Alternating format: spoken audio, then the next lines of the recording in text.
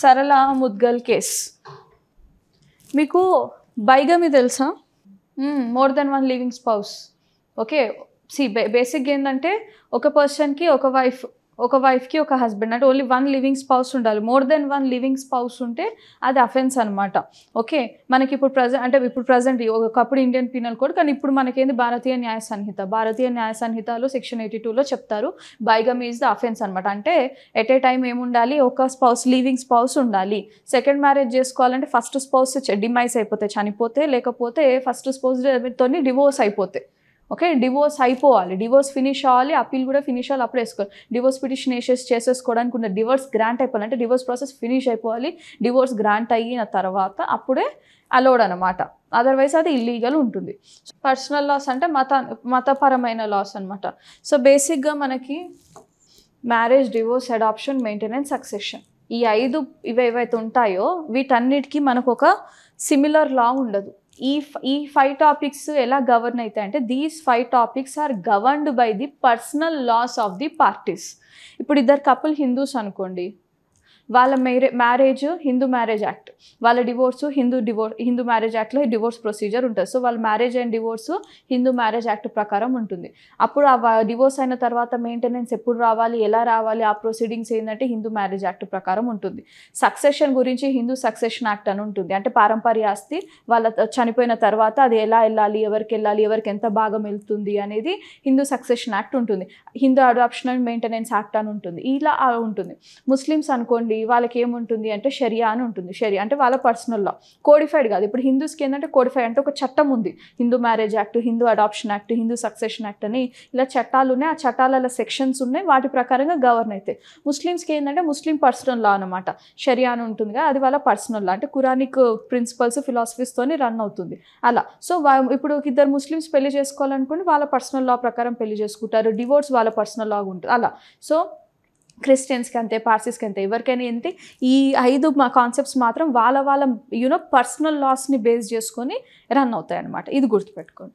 అయితే బేసిక్గా సరళ ముద్గల్ కేసులో ఏం చెప్పారంటే, హిందూ మ్యారేజ్ యాక్ట్ ప్రకారం, సరేనా, గుర్తుపెట్టుకోండి, హిందూ మ్యారేజ్ యాక్ట్ ప్రకారము more than one living spouse ఉండడము not valid.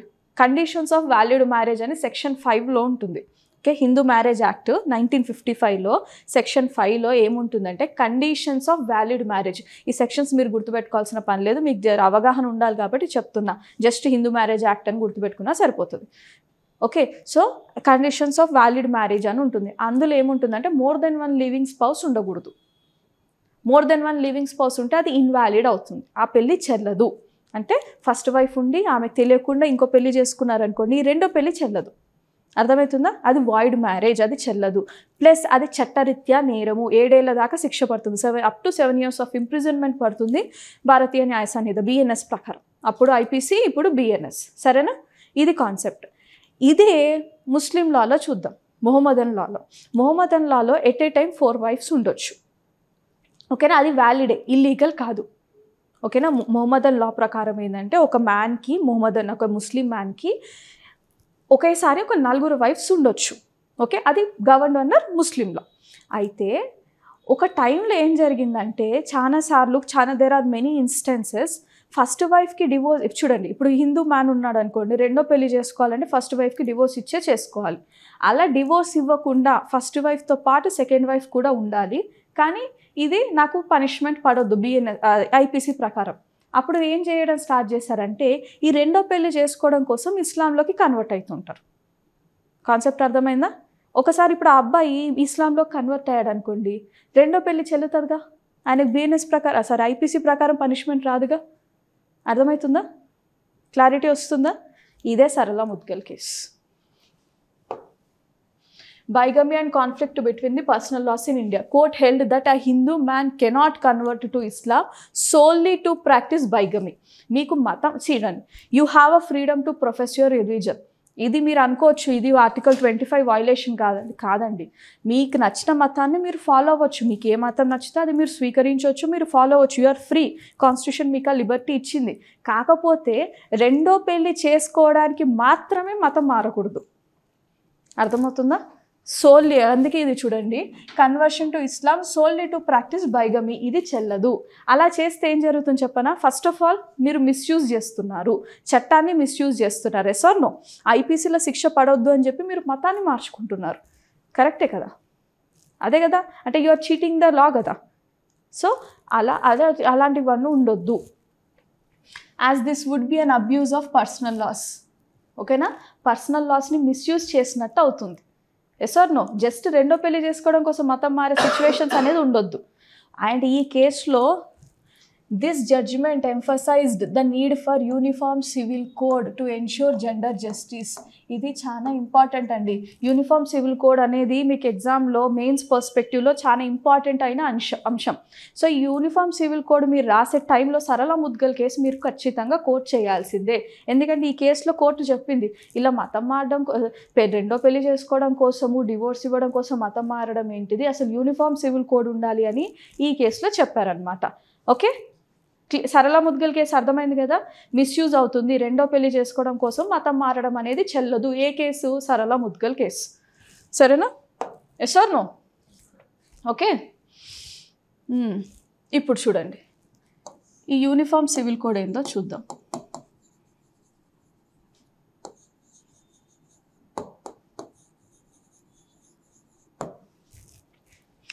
Uniform civil code మన దేశంలో క్రిమినల్ లాస్ అనుకోండి అందరికీ సేమే, అందులో రిలీజన్ రాదు. ఎవరు మర్డర్ చేసినా మర్డరే, ఎవరు కిడ్నాప్ చేసినా కిడ్నాపే, ఎవరు థెఫ్ట్ చేసినా థెఫ్టే, సేమ్ అవే లాస్.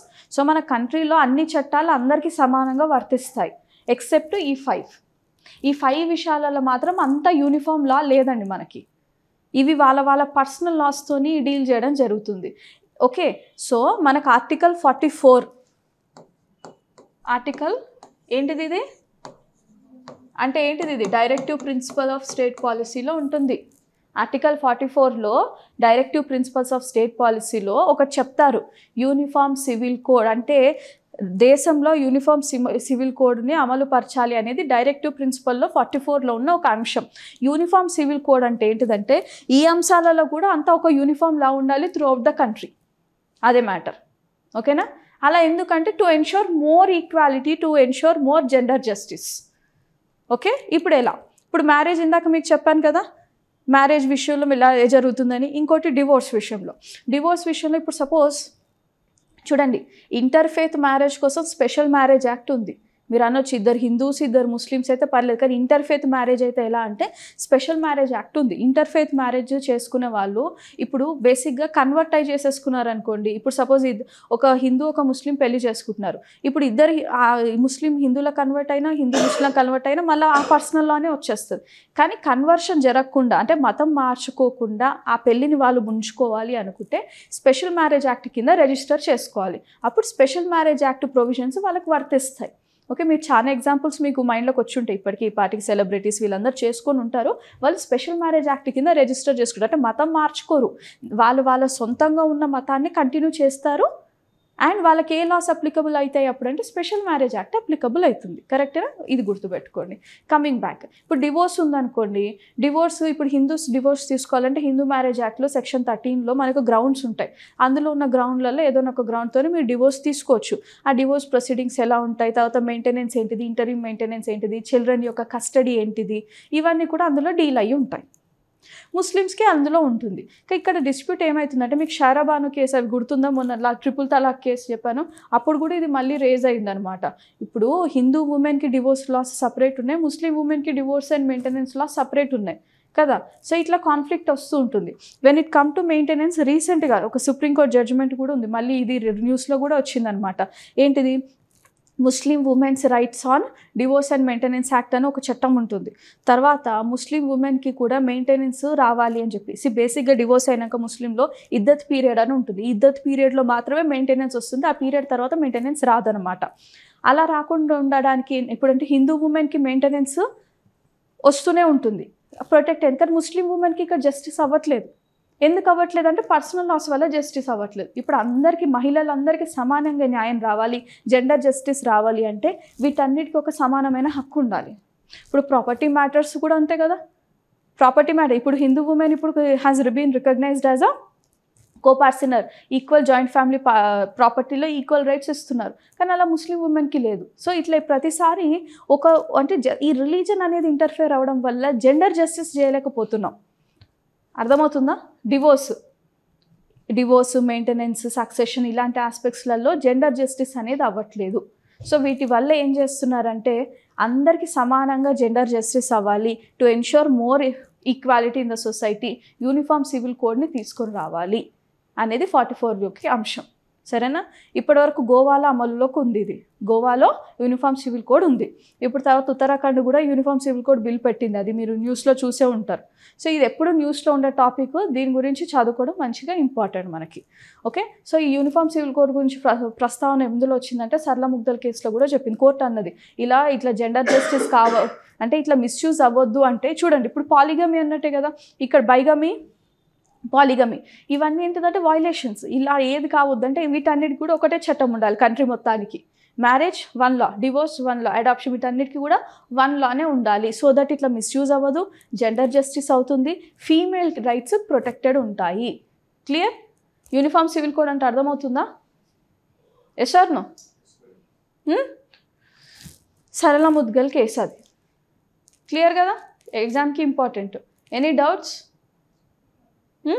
సో బేసిక్గా కాన్ఫ్లిక్ట్ ఎక్కడ వస్తుందంటే ఇన్ఈక్వాలిటీ అనేది జరుగుతుంది అనమాట.